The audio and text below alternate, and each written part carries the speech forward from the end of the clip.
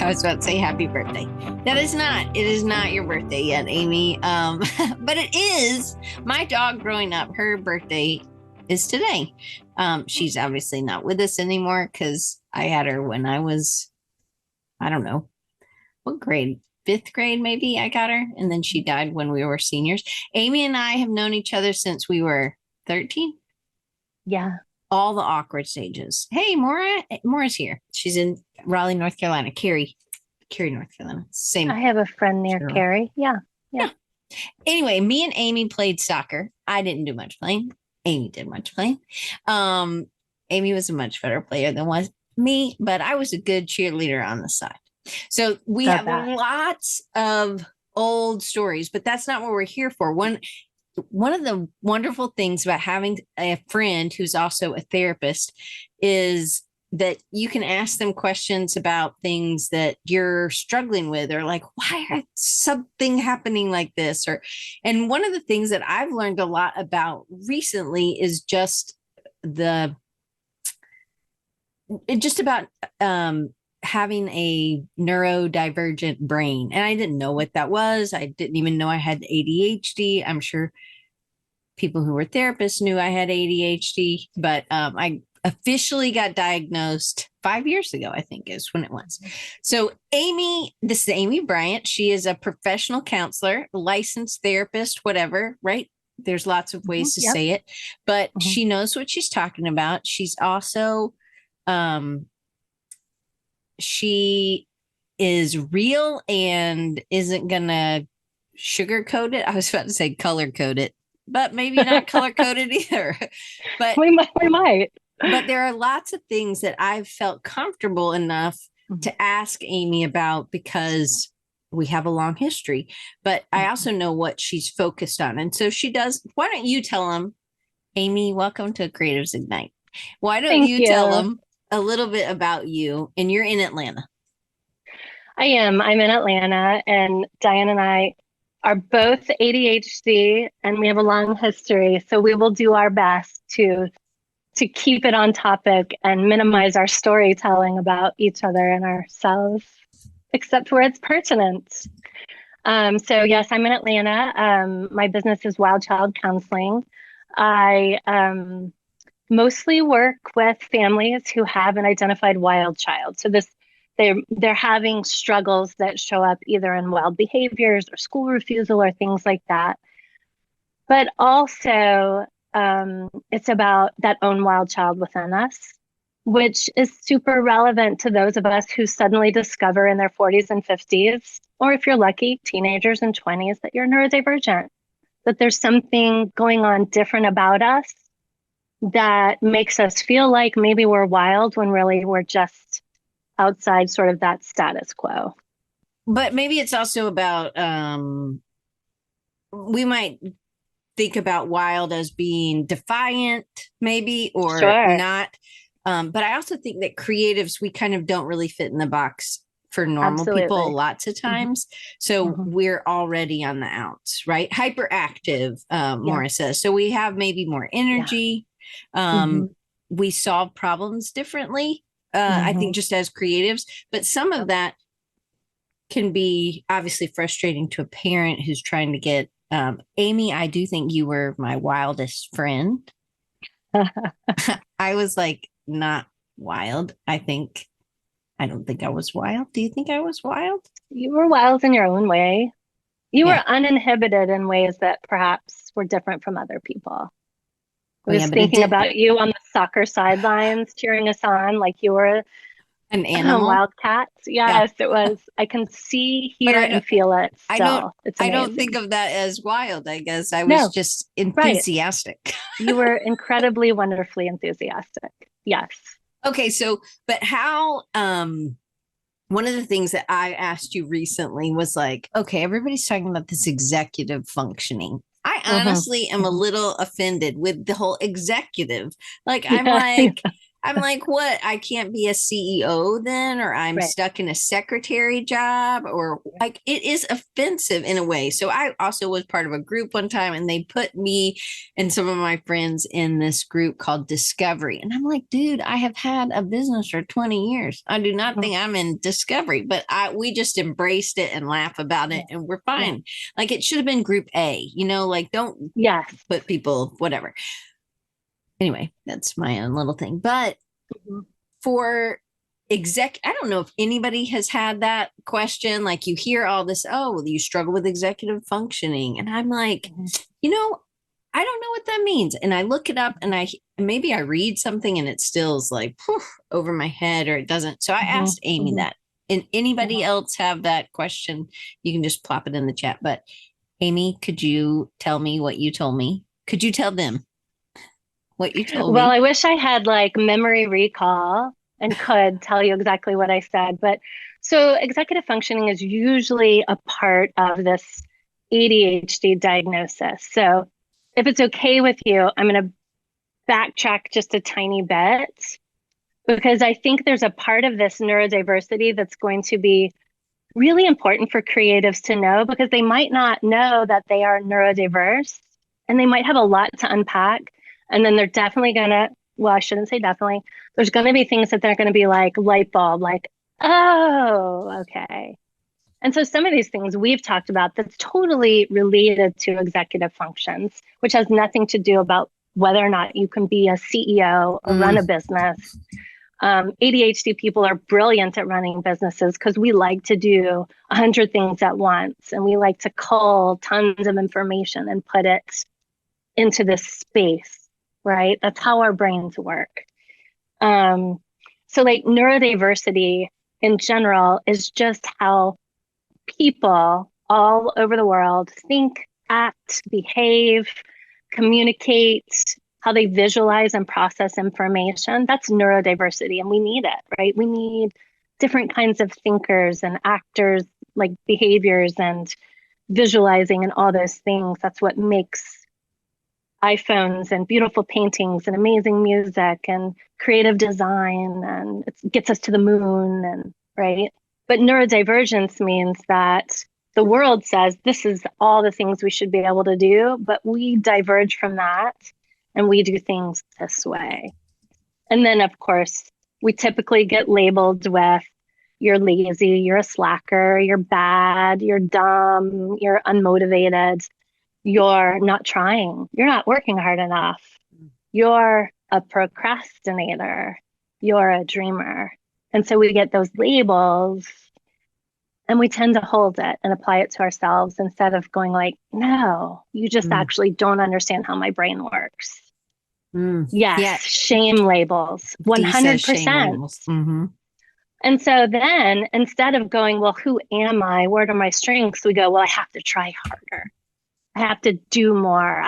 If I just really try, I can make this happen. Instead, we really have to back them and be like, who are we? So instead of pathologizing behaviors, which is what, unfortunately, my field does, and schools do, and adults in general for children do, what we need to be doing is going, what are their strengths? And let's put those strengths forward. What are their interests? Let's put their interests forward. No matter if you're 12 or 25 or 50 or 70, right? Whenever that is, that if instead, what can we do to put there? What supports do we need to minimize what's super hard and maximize what we're really good at, right? And so then when we go into the context of executive functioning, what executive functioning skills are you good at? And which ones are difficult for you? Where do you need supports? And so because I'm ADHD, I have to have cheat sheets, right? Because when I'm super excited or passionate or talking in front of people, I'm going to get so excited, I'll go off on a tangent. And so I have to be like, oh, right, here's the executive functions. So that's one of the ways I support myself. I also have like silly putty, or this is thinking putty here for when I need to like get back regulated. Sensory stuff helps. Diane stands a lot. that's how she keeps her body focused and doing things. Sometimes I have to get up and stand too. So executive functionings, organization. Can you get things organized, but then also, can you keep them organized? And can you find things? So I can get things super organized, but I cannot tell you what I did and then maintain it. It all falls apart. So I'm just gonna, so for me, I'm pretty messy, I guess, but I'm very organized in some ways. That so much so that at the end of my sister's freshman year, I had like organized her drawer in her desk. She said, "Where's my address book?" And I knew exactly where I had put it 9 months later when she was at the end of spring semester and she was trying to get her friends' addresses before she came home for. And so I was like, it's in the back left corner. You've probably put something over it. But I could remember those things. So I feel like I am organized, but my brain is not. So everything's kind of out of place. So I really need to know where things are. And I really do use, I don't know if anybody else is like that as here as a creative, like I really lean into my memory a lot. I think that you and I are different in this way, Amy, maybe. Well, so I'm the same. If I always know where things are because I put them back in the same place. So like the refrigerator is a great example. I have to put the yogurt in the same place or it's going to get pushed to the back and go bad because I'm going to forget it's there because there's too much stuff in our refrigerator and there's so many people. I have to like put my bag on the hook or I'm going to lose it because I don't know where I put it. But like I'm also the finder of the family. And so that means like, hey, mom, do you know where it's because I see it and I remember. But if I'm working on something and then I'm like, oh, yeah, let me write that down. Oh, crap, what was I doing? Or I walk out of the room to get something and I go, oh, what did I come in here for? Right. But that's another piece. So that is working memory. So your working memory is also an executive functioning. What did I come into the room for? Can I store information and access it when I need it? So I know all this stuff, but I can't always access it when I need it. Now, if I'm riffing with you on Marco Polo, I probably can pull them up for the most part. Flexible thinking is another one. When something changes unexpectedly, can I go with it? I'm pretty good with flexible thinking. If the dog vomits at the floor and I was supposed to leave at 10 and I can't leave at noon and then I get there late, like I might get a little frustrated, but like, okay, that's fine. I think as creatives or if we're owning our own business, you own your own business, being able to be flexible. If you're a designer, illustrator, client, you don't have control of everything. So you have to be flexible, that flexible brain, I think. But that's a good maybe interview question.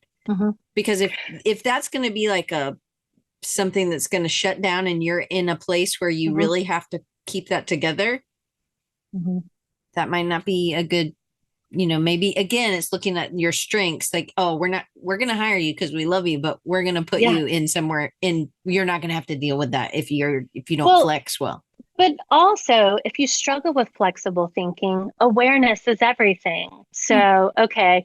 Flexible thinking, it's not really, but if it were, flexible thinking is hard for me. So I'm going to pad in extra time, or I'm going to remind myself this may or may not work out, or I'm going to tell a friend, hey, this might not work out and I might have big feelings and I might need to text you and rant and rave in order to get to a place of flexible thinking. Like, oh, this is going to be okay. Right. And so there's ways we can put supports in there if it's something that's difficult for us. It doesn't mean we can't do it. It means we need supports to get through it. So I guess like with executive function, with neurodiversity, these weren't terms that I was familiar with until more recently. And I think that I know you and I have had conversations on this, and me and other people have had conversations on this too, where it feels like we've been like, when we were in school, you just had to do it this way. You had to behave like the other people to just be able to function. And it's a little different now. And there are things that... Oh, no, schools are the same. You still have to... The schools haven't changed in 150 years. So yeah. Okay. So maybe some of the students have changed and what their needs are. Like, I didn't even know there was such a thing as school refusal. Mm-hmm. But I don't have kids, so, but I didn't know somebody could. I mean, to be honest, I was happy to go to school, like that's where my friends were. And I could be a little bit wilder, I guess, than I was at home. Pretty straight laced there at the Gibbs house. I would be like, y'all be quiet. Y'all be quiet. I'm going to get in trouble. Right. Shh, Amy. Yeah. Amy had a big voice. I'd rather go to Amy's house than her come to my house. Yeah. But so school was a release for me. Being able to go to school was a release, and I could function better than maybe other people. It didn't mean I was an A student. It just meant that I could fly under the radar more. Yes. So, but now you had the ability to. I had the ability, but now I think that there are other things. I don't think it's like, oh, well, Judy doesn't want to go to school. I'm not going to go to school either. I don't think there's that, like the people that I know about school refusal, it's a different thing. So, and the reason why we're not talking about kids, we're not whatever, but it's like, okay, there are things that I didn't even know existed that are now, these are going to be the people that we're hiring. These are going to be how people, we have to adjust how we're thinking, that it's not exactly the same as what it was when we were in school.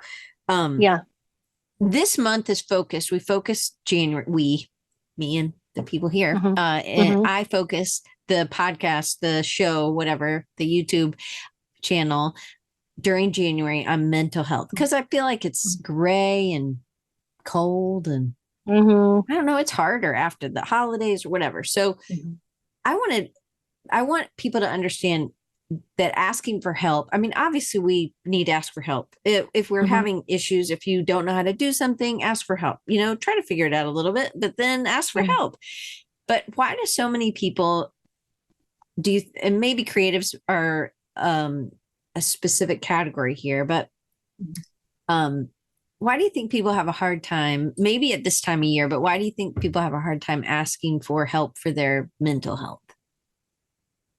Oh, I mean, unfortunately, it's still very stigmatized, right? Well, I mean, we're given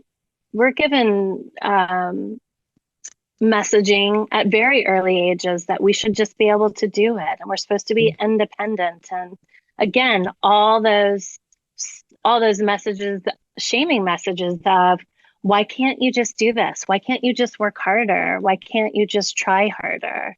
Why can't you make yourself? And so we're not building from our schools a culture of reaching out for help. We're building a culture of shame. Schools are much more strict than they ever were before. Kids get in much bigger trouble than they did when we were younger for small infractions. Well, Maura said she was like, she was called motor mouth, and that was again shaming. And so then that made her be quiet. So then we wouldn't ask. We aren't going to.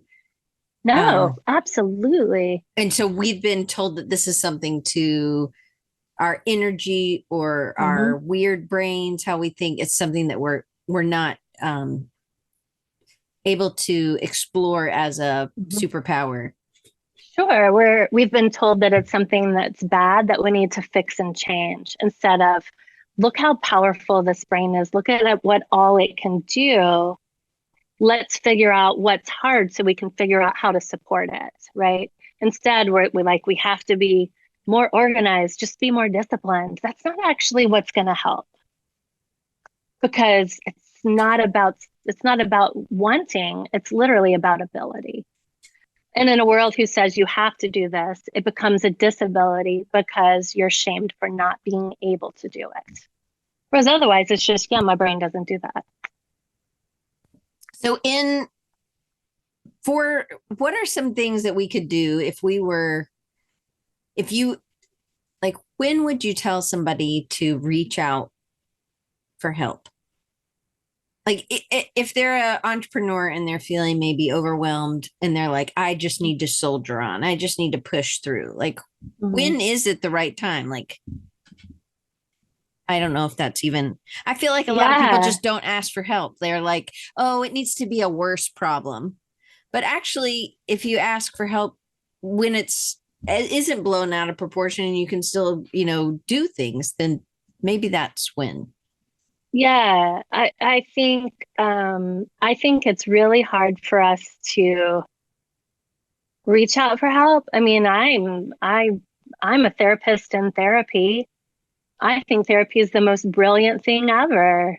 Um, and of course, finding the right therapist or the right executive functioning coach or whomever, just recognizing that you wake up and you're like, crap, what is today gonna bring?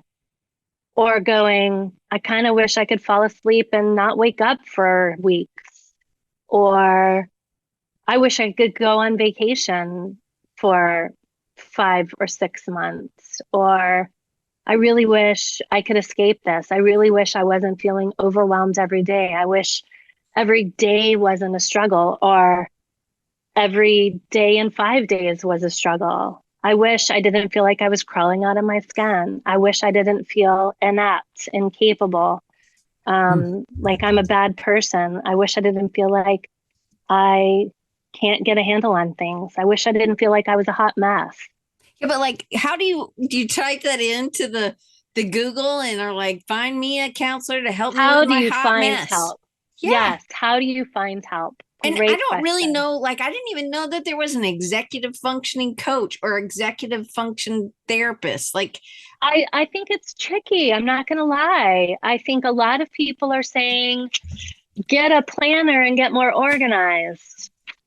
This is dumb. This isn't going to fix my executive functioning things, but it will help me. I'll tell you what, I use cards. Every day I get out a card and I say, what do I have to do? And then I put notes on it to remind myself as I go. And at the end of the day, I look at it and I go, well, I'll just add these to tomorrow. that's good. Right. But it's something, right? Look at all these people. And I gotta let Jack in. He just keeps scratching. Keep going. Yes, Keep going. do let him in. Let him in. I also just want to say that, like, I don't consider myself an expert. Neurodiversity and how the brain works is something we are always learning more about. The more we learn, the more we realize we have to expand this idea of what it means. What does it mean to lean into what our strengths are? Um, so someone asked, what is the balance between leaning into your strengths but challenging ourselves to grow in areas of weaknesses? Well, there's a difference between things that are difficult, what's our growing edge, and what is something our brain actually can't do, right? Okay. So in that, because I'd never heard of that growing edge. Maybe I need it. Anyway, I mean, okay, so I like to use myself. My growing edge is knowing that, oh gosh, well, this would have to be a lot of self-reflection. Let me see if I can use my working memory to pull up an example. I have plenty. My growing edge would be feeling overwhelmed, knowing that in that space, sometimes when lots of people are asking things from me, I say I can't word, right? I can't access the language I need in that moment. And instead of going, everybody shut it, my growing edge is to go, I need a second. I can't find my words. Or I just say, I can't word, I'll be back.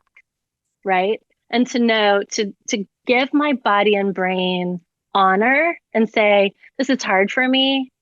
Nothing bad. I'm not coming to any harm, but it's okay for me to honor my own needs in this moment and say, I'll be back, going to get water, doing some wall push-ups, playing with some putty, petting the dog, whatever I need to get my body back into a state of regulation or back into my window of tolerance is what, Dr. Dan Siegel talks about. What do I need in that moment to honor myself so that I can move back into relationship or back into work or back into what the thing is? And I think the growing edge is knowing the difference between what is within your ability and what is just something you actually need help with. Okay. So how do you test that? Like to see if it's something you need help with, something that your brain doesn't do, or because if it's, I don't know if it's something I can learn or if it's something that I'm going to have to. So, and it's also a quality of life issue, right? Could you do it? Let's face it, ADHD people can do a bleep ton of things. Look at that. I bleeped myself. Right? They can do so many things. It's not that I can't do some things, it's that I hate doing them. And like, should I always push through and do the things I hate? I don't think so. Why? Why? Why do we make ourselves do things we hate? Sometimes we have to, right? I have to write case notes. I don't always like it, but I don't hate it. I hate cooking and washing dishes. Yeah, sometimes I just friends, don't do them. Not meals. Yeah. So here's some questions. So here's some know your strengths questions. So what do you look forward to? Okay. What do you really look forward to? What is easy to start? What's really easy to just move right into doing? What's easy to accomplish or complete? So not just starting something, but what's easy to finish? You don't have to write them down. I can email them to you. Okay. It does help me too. This is a processing thing for me. Feel free also. To write it. So you also knew or have read Gay Hendricks, and I got to interview him for camp, and I told him, I was like, my friend Amy would really like for you to say, hey, Amy, or something, or I don't remember. But so if you're, when you say that, what's easy to finish, or, I think about, he talks about like your genius zone. So to me, when I think about only living in that, it actually stresses me out.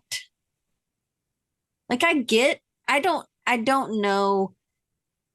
There are sometimes it's really nice to just rake or to clean the bathroom. Or, like it is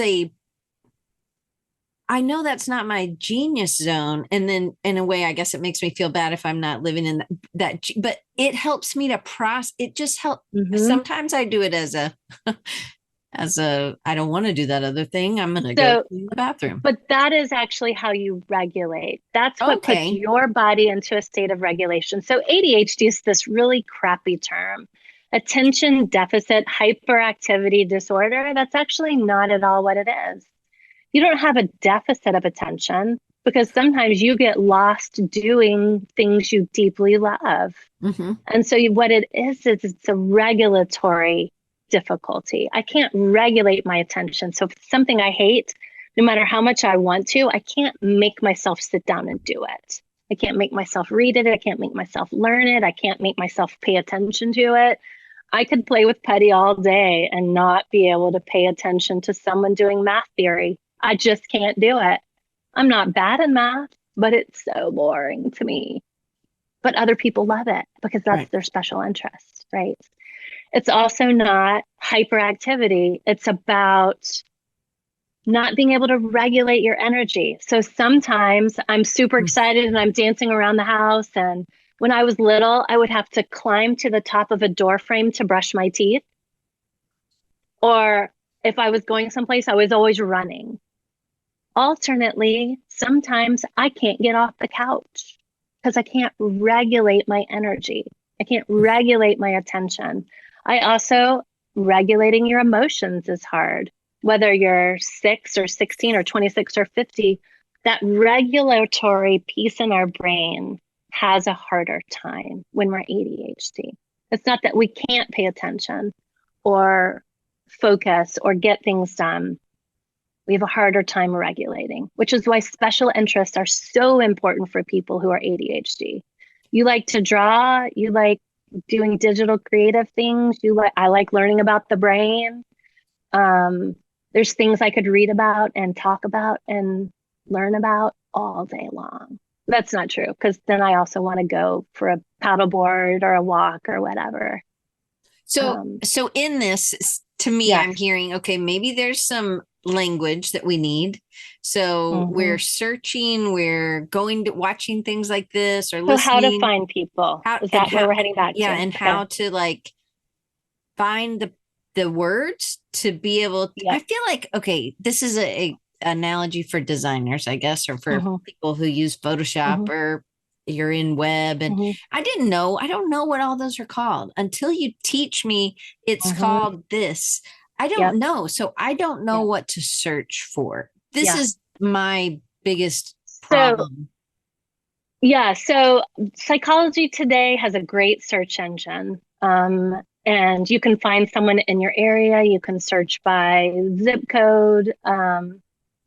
And I would look for like someone who can help with ADHD. I'm personally not a fan of cognitive behavioral therapy because the problem is not with will and behavior. The problem is with ability. What you want to find is someone who, thank you for putting that in there. The problem is finding out where your strengths are and what's difficult. So the other thing to think about is here's some what's difficult for you questions. Okay. Right? So what do you find really hard to start? Taxes, right? Like, oh my gosh, how hard is it to do that? What do you hate doing? What do you I just can't. Just the thought of it makes me angry or makes me want to take a nap or makes me want to go outside and rake. Right? Whatever. I put off doing, maybe even like what do you put off doing? Yeah, what do you dread? What do you procrastinate on? What do you find yourself starting and stopping that feels really effortful, even if it's in your skill set? Right? Taxes, billing, laundry, cooking, case notes.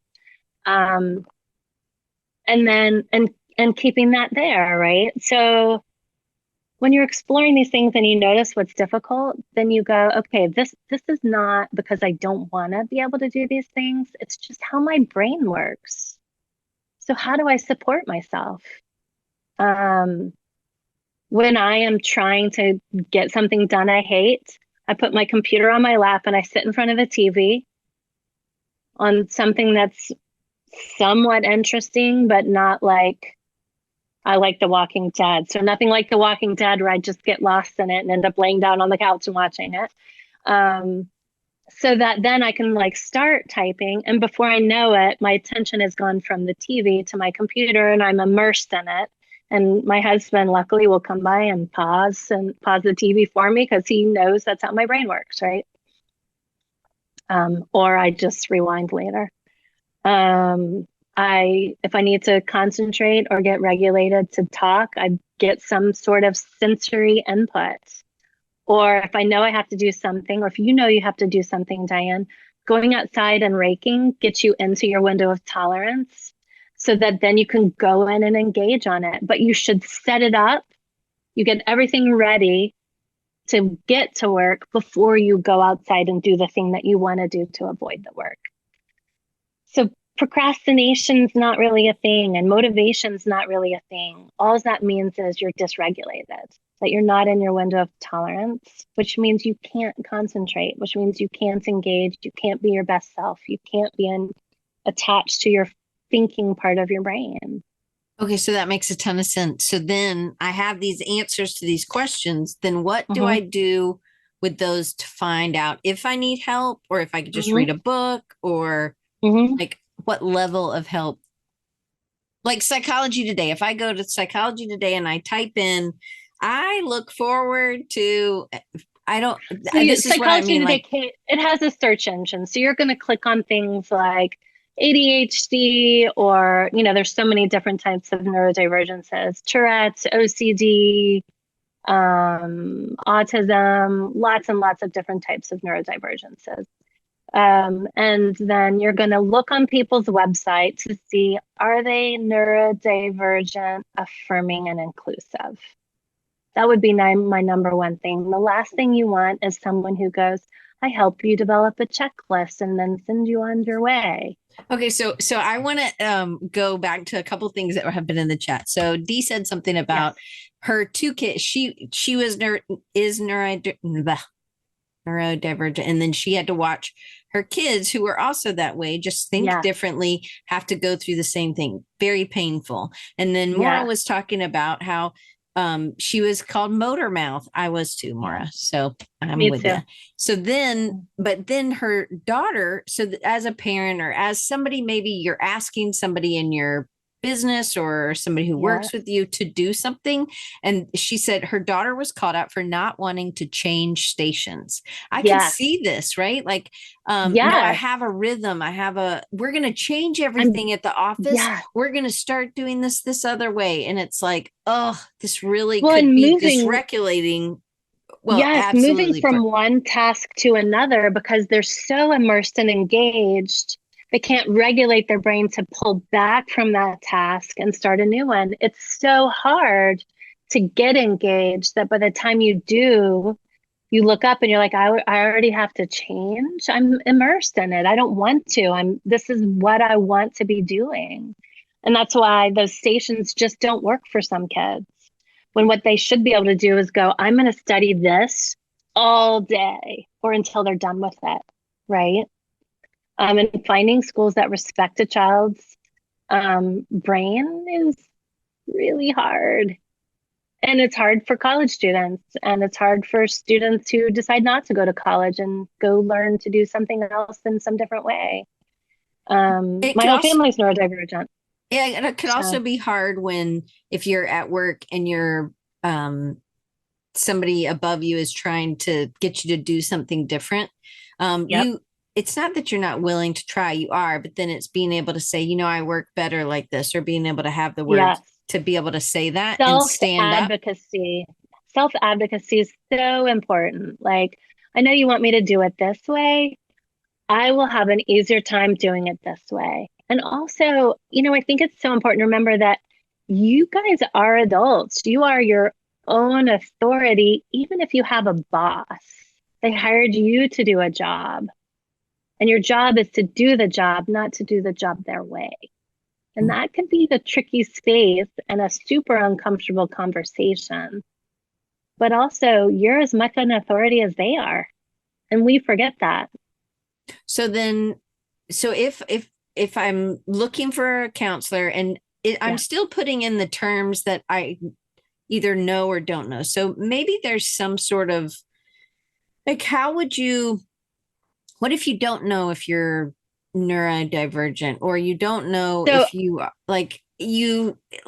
you're having trouble, just say like, I'm having trouble. My boss is wanting me to change stations, switch tasks. I don't know how to do this. Yes. Or I'm having trouble with something that it seems like all my colleagues or all my friends that are designers are able to do this, like my taxes or something, right? Like, why do I have such this beat up myself on this thing?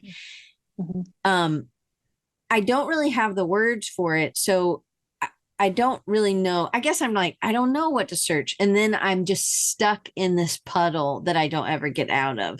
And then somehow in January, it feels even worse because everybody's setting these goals and doing all these things. And then it's just more of that kind of like, oh man, I am not like everybody else. Which one doesn't fit in the box? You know, like, I mean, my New Year's resolution this year was to be less efficient. I thought you said money's resolution. And I was like, no, what? Less efficient and less efficient. And one other word that was super freeing. Like, I want to do more things that are important to me and stop trying to do everything for everybody else. And I'm not I'm a therapist. I'm a helper, right? That's what I do. So it's really hard, right? When you're labeled difficult to work with. And that's why it's important.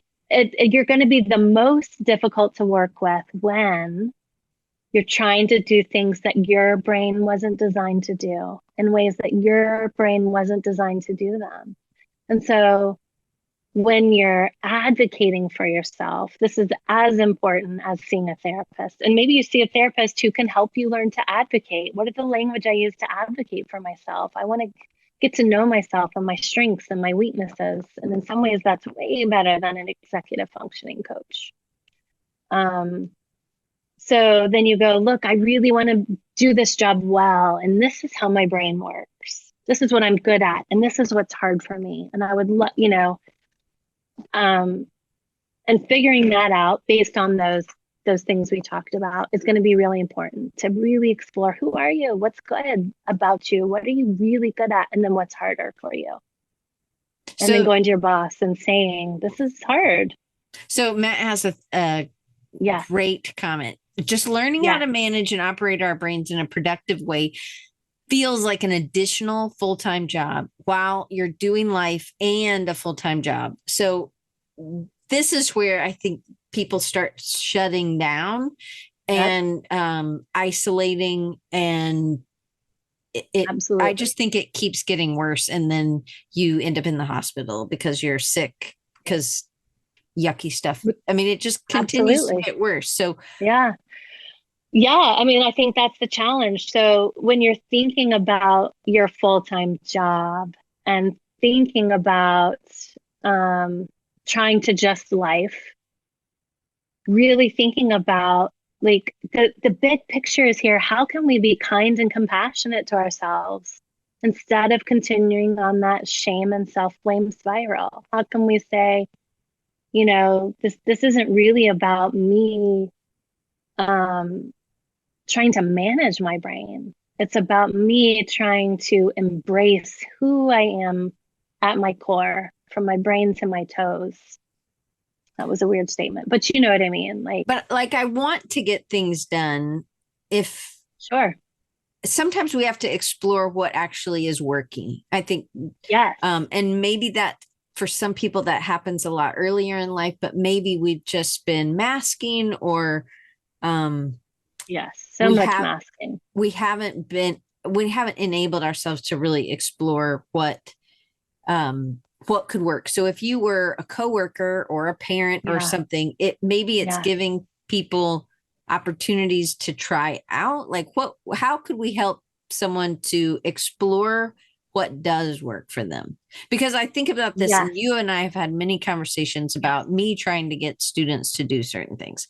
And since I have two alumni in here, I am not an easy teacher, and I think it works for some people, not so much. But I had a teacher who kept pushing. They were like, but you have to get this done, Diane. And in a way, I'm really glad he pushed. Because I was able to find a thing that worked for me. And it was less about doing it his way, and it was just about getting it done my way. But I can see how that could be very frustrating. But if you're ending up in the same place, it doesn't really matter. But maybe we need to give people a little bit more grace to do it a different way, or if they're trying to help us do something a new way, or they want us to try their way, we should at least be flexible enough to try it and then say, here's why it doesn't work. What else? But how would you help if somebody else wanted to do something? You wanted someone to do something. And this could be a colleague or somebody, whatever. What would give them space? I mean, so I really so this person says, I know how to see flow, right? I would ask, here's the job. What parts of this do you feel like you can do and manage well? And where do you need support? That's what I would say, have them assess, have them be real. How do we open space up for people to do things that are within their strengths? So the tools are always, once you know your strengths and your challenges, where can you pull in support? What tasks can you pass off or trade with someone else? Whether you're a manager or a teacher or a mom, right? If we're managing our families, can I hire a CPA, right? So if you're trying to get a student or someone to do something, okay, so here's the whole project. Which parts are going to be easy for you? What parts are going to be hard? And how do we have space to say, of course, there's going to be parts that are hard, right? Like it's like Matt said, everyone is trying to operate their brains and none of them come with instructions or manuals, but we can hold space to be curious and to explore. So I had oh, go ahead. Go ahead. No, you go. Yeah. So Regime, did I say your name correctly? Yeah, that's says like, I know how to flow in the process, but it's difficult to delegate tasks. And so knowing that delegating tasks is hard is fantastic, right? I don't have the solution for that. Can you delegate someone to delegate tasks? Here's everything that needs to be done. I am terrible with delegating tasks. My delegation of tasks is, honey, I can't wash one more dish, and then leaving the kitchen. That's the best I can do sometimes. I mean, we work together, but. So I had a student who said, I don't want to take web design. Well, it was part of it. And I could tell it was just like they were here. And if I asked them to do one more thing, and I said, well, she loved to do cut paper. I was like, why don't you just design your stuff on paper? And then we could scan it in and that could be the backgrounds, or you have the pieces like you've already, she's like, I can do that. And I was like, why not? Like, I think that sometimes we're not thinking outside the box, right? And you were able to see her. Yes. And some people can't think outside the box, right? Some people need help. Even as creatives, we still get stuck in here. Right. It has to be this way. And then so you were able to go, well, she likes cut paper. I think that's the word you used. And so you helped her expand it. That's exactly it, right? So you answered your own question. How do we assign things that are difficult to us to someone else, right? How do we delegate tasks? How do we set ourselves up for success? So that means knowing and accepting your limitations, right? That's one of the ways we set ourselves up for success. I turn on phone reminders. Like one of mine just reminded me to go get my kid. But you already got her, right? I got her earlier. Yeah, she's home.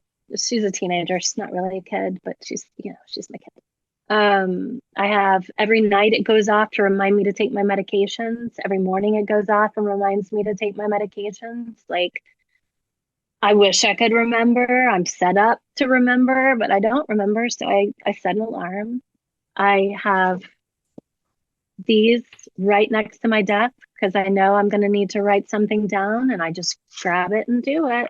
So is that like the remembering or the, is that executive functioning issues? Yes, it's working memory. Yeah, that's working memory. So like the working memory thing is so interesting, right? And also like, can you execute a plan that has multiple steps? So like some people can go like, oh yeah, a peanut butter sandwich, and they know what that is, but they can't do all the tasks to make it. This is literally an executive functioning. You have to get the bread, the peanut butter, the jelly, and then you have to open everything. And then you have to get the bread out and you have to put the peanut butter and jelly on. And are you getting it on the side so that the sandwich fits together correctly? I mean, if not, and you have flexible thinking, it doesn't matter. But then like, what if you also want marshmallows and bananas on it, but you put the bananas on before the peanut butter and then you can't spread the peanut butter, right? That's a whole executive functioning, being able to plan and execute something. And then how do you put it together without the bananas and stuff falling off? And then if you forget to cut it and you take a bite, do you have enough flexible thinking to be okay with the bite being a part of the cut, right? All of that is executive functioning. Are you impulsive? Yes. So impulsivity is an executive function because it's not being able to control your impulses? And inhibition is, yes. Yeah. Wait, inhibition. I thought inhibition was... Are you able to inhibit your impulses? Oh, I can inhibit some. but some things are not. Same. Sometimes I'm really good at it. Sometimes I'm not. If I'm stressed out, all my executive functioning things are more exacerbated. I'm less emotionally regulated. I have poorer working memory. Okay, so I'm going back to this because I feel like I don't have an answer to this. So I go to Psychology Today or whatever. Here's the deal. There's not a single answer. That's why. But I'm supposed to search, and then I'm looking at what they focus on. Yeah. And if they have a ton of everything, maybe they don't focus on anything. You want someone who's neurodiversity affirming and inclusive. That's what I would be searching for. I would ask at your school if they have a school counseling program that you could work for. I would ask friends. I would get on. I belong to a bunch of groups on Facebook with moms. I ask them who you like. I have word of mouth is a great way. But then you also want to talk to 3 people at a minimum. You want to call 3 people. You want to get them on the phone. You want to trust your deep inner knowing. Like, do I feel heard, seen, and valued? Or do I feel like I'm getting a sales job? Or do I feel like they're just trying to tell me what to do? Or they're trying to fix me? Or are they really like, ooh, yeah, let's figure out what your strengths and weaknesses are. Let's figure out what you need so that the things that are hard for you aren't so overwhelming. You want to feel super held by this person, like we can do this together. And I don't have all the answers. I don't have all the answers, even in what we're talking about. Right. But I can partner with someone and help them figure it out.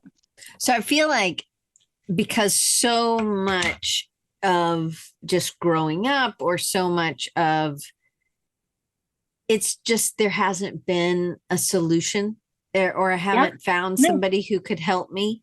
And I don't know if other people feel like this. It just feels like there's nobody to help me. I just need to be okay with this, like I feel like that this could be where people are. And I feel like, I need to just do more self-regulation or something, because I feel so.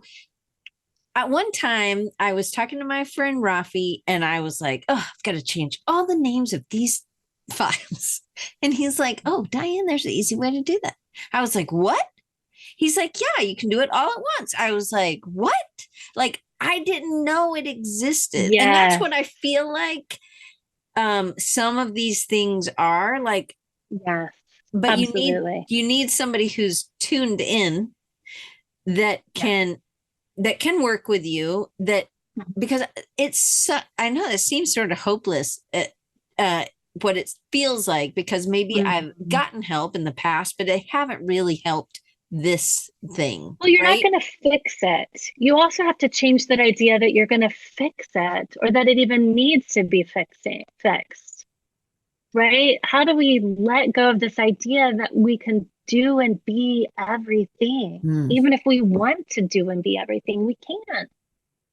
So what if we pick and choose the things that we frickin' like? How do we prioritize doing those things that feel good, that we get deep enjoyment from? I love being a therapist. Love it. I have certain clients with certain challenges that I am almost always going to make room for, because they're my passion. Like, can you dive deep into your passions and prioritize those and find some way to go, I can't do it all. Who can I trade with or give this to? Or do I give this up? I used to have a huge email list and I'm like, I dread writing that email every month. And I was like, I'm done with it. Right? So it's like 15,000 people on my email list. And I was like, I can't. It's making me crazy. So I think that that's really important. So the things that we're really avoiding are the things, but we do need to talk to people about. So say it was that I like to do logos. Everybody knows I don't like to do logos. Yeah.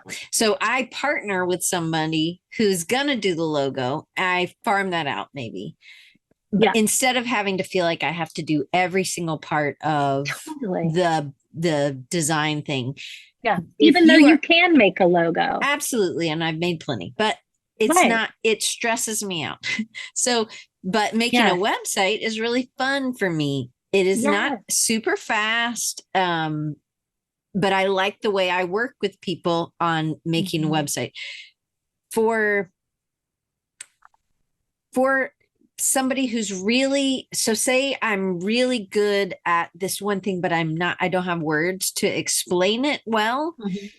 Would you tell me to just continue, like maybe get some professional help in this just to be able to explain? Because this is like a business thing, but it's also that you're not living into the thing that you're doing a whole bunch of other things that aren't what you're great at. What would you say? Okay, so I'm going to talk to you because I know you. So you and I are verbal processors. We find the words by talking about it. Right.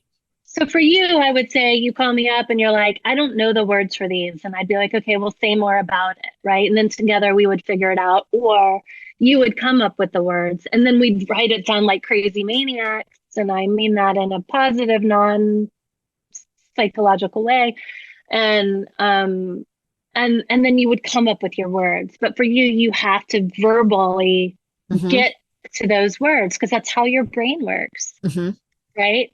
Like I can write, I do write, I love to write, but sometimes I also have to talk, right? Like we Marco Polo all the time and I come up with things and I go, right, but, oh yeah, that is what I believe. Where I go, oh yeah, I don't believe that, right? But that's just how your brain works. So like Matt says, I can run a business for 25 years and work with multiple clients on complicated projects with a variety of deadlines and making custom artwork.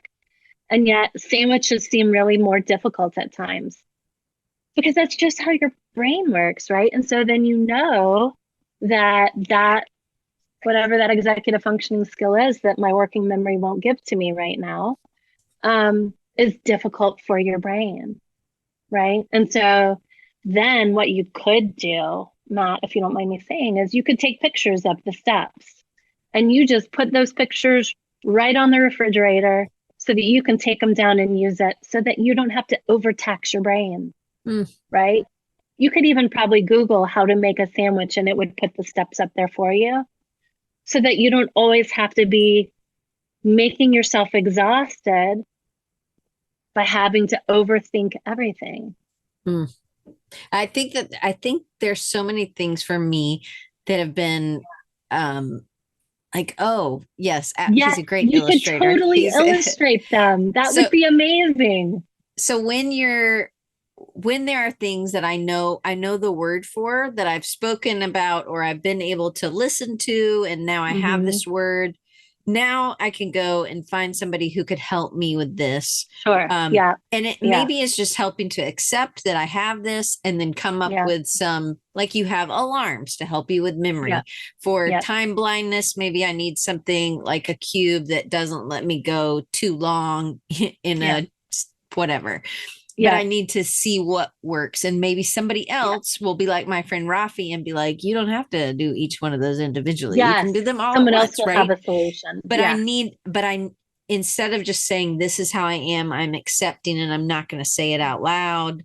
I need to find somebody who can maybe help me with different tasks. And it may not be the same therapist for each different thing also. I think that's one thing, old brain kind of, or that I have the same therapist for 25 years. I'm not sure that's. It might not even be a therapist. I mean, honestly, your therapist is going to help you unpack all that shame crap that we're holding on to. All those labels of I'm lazy or stupid or I'm a slacker. Slacker is my big one. Oh, I'm such a slacker. I can tell you I'm not a slacker. But that word lives in my brain and body, right? That I'm a slacker. It's just not the truth. I would never think of you like that, but or lazy, like none of those, right? But they live in us. And how do we, the science says that the body keeps the score, that our body holds on to these old wounds and these old things, these old messages. And how do we move it out of our brain and body? How do we let them go and be like, screw that? That is so not true. I'm going to live my passionate, amazing life. I think as an entrepreneur, when I hear that, it feels a little woo-wooey, whatever.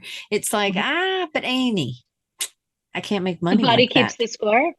Wait, what No, part? no, no. Oh, I'm gonna live my whatever you said, like my full life. And sure. right. So because she's somebody who I've loved for many, many, many years, she knows I can be myself, say that like, Yeah. oh, Amy, but I can't make a living Yeah. like that, right? And Yeah. I know that some of those are limiting beliefs, but I also feel like I don't, yeah. if No, but absolutely, right? Those things have to get done. They don't have to get done by you. uh she's looking at me like you need to take this in long-term memory there, Diane. No, I get it. I mean, I say this, I do my own Instagram. I'm not good at it, but I like it, which is why I do it, right? Right. Because it's fun to be creative. Oh, Diane, therapy is in session. Yes, it is. But that's good. Like I think, but it's also those things that are really triggering that and Megan is my mini me. She says, I feel like I'm like Diane, like suture someone else. Suture? Sure, Sure, someone someone else else can can do do it. it, but they won't, But it's so I really will. hard, And so right? Yes. Megan is like we are like and it just feels Yeah. like a little too, it feels like a lot for Yeah. me. Where does something feel like it's too much and I'm like Yeah. nobody else is going to do it, I'm going to have to do it. Yeah. And That's if one. delegating is hard, Delegate, right? right, because I don't want Yeah. to impose on somebody and they don't want to do it. Mm-hmm. It really needs to be Mm-hmm. done, it's important. I don't want to do it, but I do it. And I know Megan does that too. But like Yeah. if you are in, I'm trying to think about this like with like I would love to make money with things that I was illustrating, that I was licensing. Not somebody's saying, "Hey, can you draw this robot?" No, I Yeah. really don't want to draw your robots. I want to draw my Mm-hmm. robots, you know? Mm-hmm. Mm-hmm.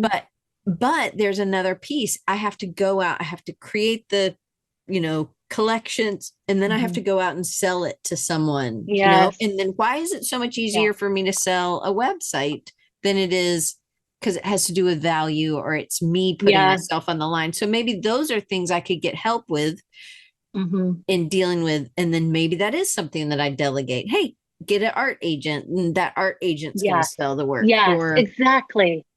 but sometimes I Exactly. don't know that there are those things. Like Rafi was like, you don't have to rename every single one, right? Yes. But I need to talk to Yes. people because Yes. maybe it's a really fast, quick thing. But I also think what I tend to do, and Amy knows this, is I'll just take it on. Mm-hmm. It's just what it is. And I just move forward until I can't Crash. anymore, Mm-hmm. right? To Sure. huge And then you crash, get right? burnout. Yeah. And burnout is a real thing.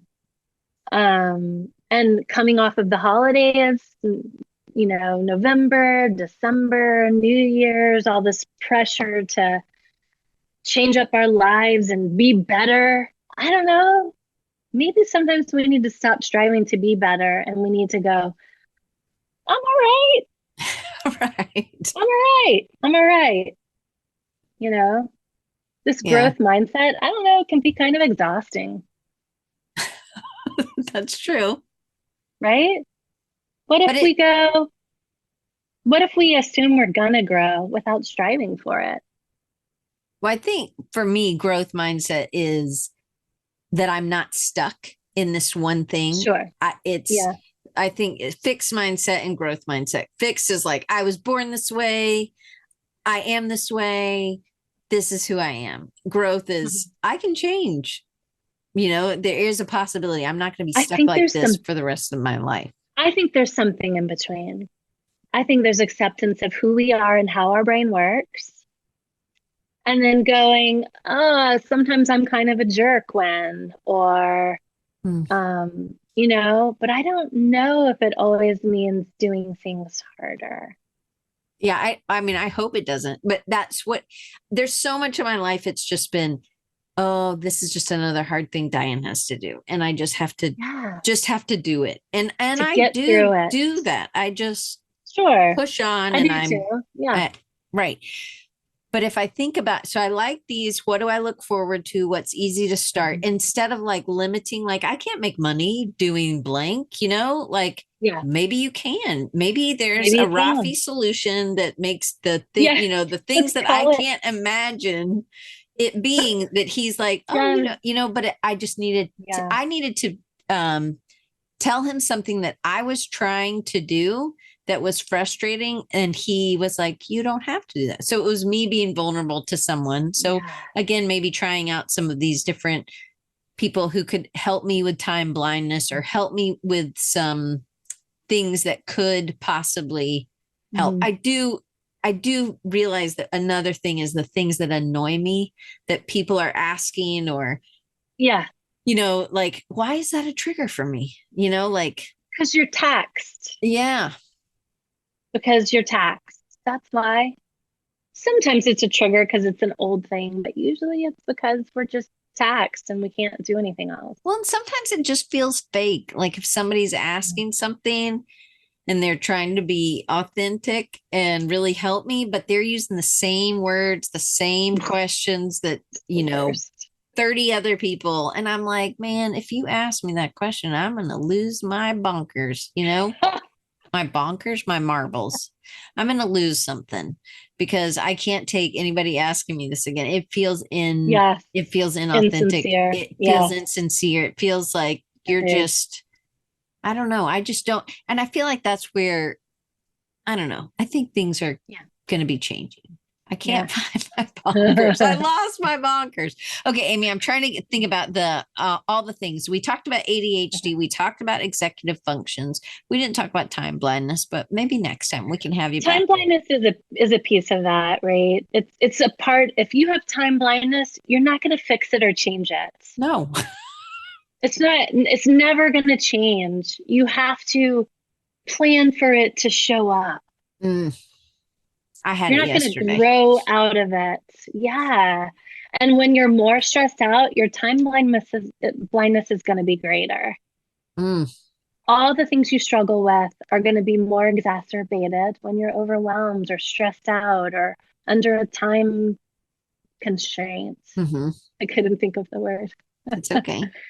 um, you So know, I want to share ways that people could and another Matt says depression is a big one, especially for those who work alone at home. So again, just like time blindness, Matt, you need to, I think if it were me, because if I'm working at home alone, I need people. So I need yeah, people.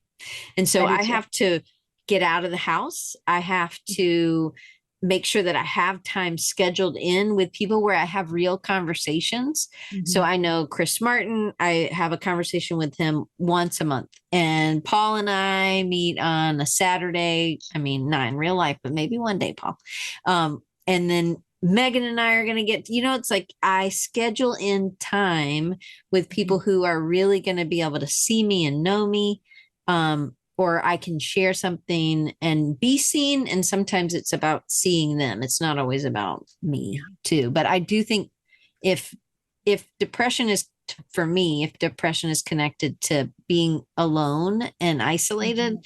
then I Yeah. need to make sure I'm doing things every week for me. It's a every week thing that Mhm. are, and maybe it's every day I connect with somebody in a genuine way.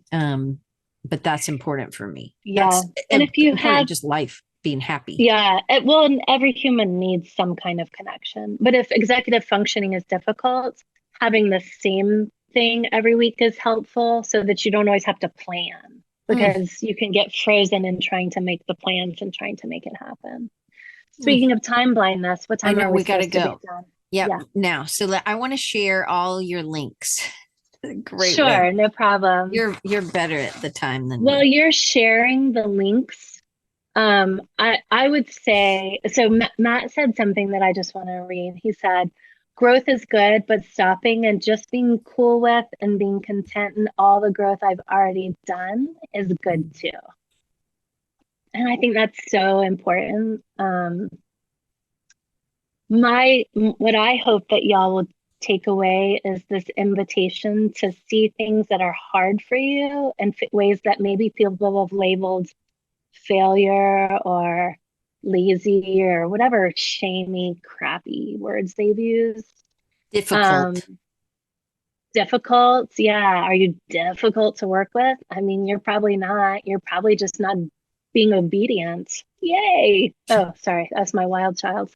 But like really to turn towards yourself with kindness and compassion, because that's where it starts. And reminding yourself, like, I'm not lazy, I'm not difficult. I deserve to bring my gifts to the world. And I have gifts to bring to the world, and I don't have to bring them in a way that the world says I have to. I don't have to jump through the world's hoops to bring my gifts and passions into the world. I don't know. The world's expectations are kind of ridiculous. Yeah. Like we have to shower every day, brush our teeth twice a day, look nice, do all the work, do all the things, cook dinner, eat. Man, I have to keep a toothbrush in my car because I'll just forget otherwise. All right. Well, I want to read your ways for people to get in touch with you. So wildchildcounseling.com. Yeah. Instagram at wildchildatl. That's right. Mm-hmm. I can't see your face. So oh yeah. I'm listening to you saying yes or no. On Facebook, facebook.com/wildchildcounseling. And then if you want to email her directly, it's Amy, AMY, at wildchildcounseling.com. And that's it. I super appreciate you coming on and sharing and asking hard questions and answering questions over and over and over for me. Oh, thanks for inviting me. And thanks everybody for showing up. This is a topic I love, and talking with one of my favorite people who I also love. I love you too. I didn't even get to share any good stories about you. Man. Well, do you have a quick one? Y'all can leave now then.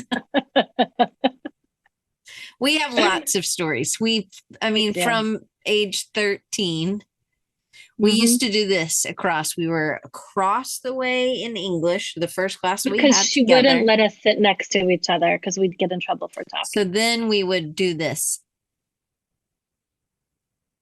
I would not say anything, but it sort of looks like I love you. And then I said vacuum, but it sort of looked like I said something else. Right? Vacuum. Yeah. So. And then we pretend to look at other people, or maybe I just did this, and I would say elephant shoes and vacuum to them, depending on how I felt about them. We passed notes, but this was like, she literally had a C. It was like, oh yeah, there was a whole aisle between us. Like we couldn't have passed note. Like she was on the other side. Yeah, it was too far. So, but with we had high school from 8th grade to 12th grade. That was when our high school, our undergrad, our elementary school was kindergarten through 7th grade. Yep. So it was a lot of time, but we had and then we sort of lost touch a little in college, but then we kept coming back. Yeah. On and off. It was awesome. Remember when we wouldn't see each other for a long time, and then for 6 months or a year, and we'd come back together and we'd sort of have changed in these similar ways? It was so great. Yeah. And we still see that. We still do that. We're still changing. Yeah. Freaking 50, man. Yeah. Hey, and your birthday's coming up, but it's not today. Today's Sugar's birthday. Oh, sugar. Can't spell sugar without UGA. UGA, that's right. I went to Auburn, War Eagle. Anyway, thank you guys. Next week, I have Natalie Callbach. She's been on before, but this one, Instagram is wildchildatl, correct? Yes. And Natalie is going to be talking about a sabbatical. We think that a sabbatical is really a solution. I just need to take a break. And sometimes, so I called it the truth about a sabbatical, because maybe we're putting too much. Maybe we shouldn't put everything into the sabbatical, because then it's just can be anyway. Don't want to it. She learned a lot, and she did a lot of different things that really helped her. So I can't wait for y'all to hear what she's done. And she's an artist, you know, I mean, she's definitely an entrepreneur, and she's had a business, but she's been like a Strathmore artist. When you buy the paper, the Strathmore paper or whatever, she's had her art on that. And she sells stamps and books. She's written books, Northlight books, and all kinds of Northlight's like crafty, you know, thing. Anyway, Paul, I was telling her about you. So, anyway, I was telling her about those Emma Carlisle books. And then I was like, I've got some friends, or I've got a friend that's a really good publication designer. So anyway, I'm always, I'm your, what do you call? I'm your pimp. I'm your pimp for, Strathmore. You're their agent. Yeah. There. Well, yeah. I feel like I'm pimping out Paul, but not really, you know, it's so I don't have like a pack of paper, but you know, like if you buy a pack of Strathmore, is just a paper. Maybe y'all don't have it in Norway, but it's just a pack of paper. I mean, they're a paper manufacturer. They also probably make brushes, but mainly they make sketchbooks. And like this is a Strathmore sketchbook. It's tone tan. I love this one. Anyway, she like sometimes they'll on a pad of paper, not a sketchbook, they'll have like somebody's art, you know, on there as a here's what you could do with our stuff. She's been that before. Anyway, the end. Amy's got to go. Her dog's got to go out. Clearly, Jack's got to go out. Amy, I love you. And everybody else, love y'all too. I hope I see you next week. And it's just, Strathmore artists. Yeah, I don't know. Maya, I don't know. You know, hey, Maya did that. I don't know. I can't see what you can see. All right, the end. Love you. Look at Jack. Thanks for having me. Bye, everybody. Bye, Amy. Bye, y'all. Bye.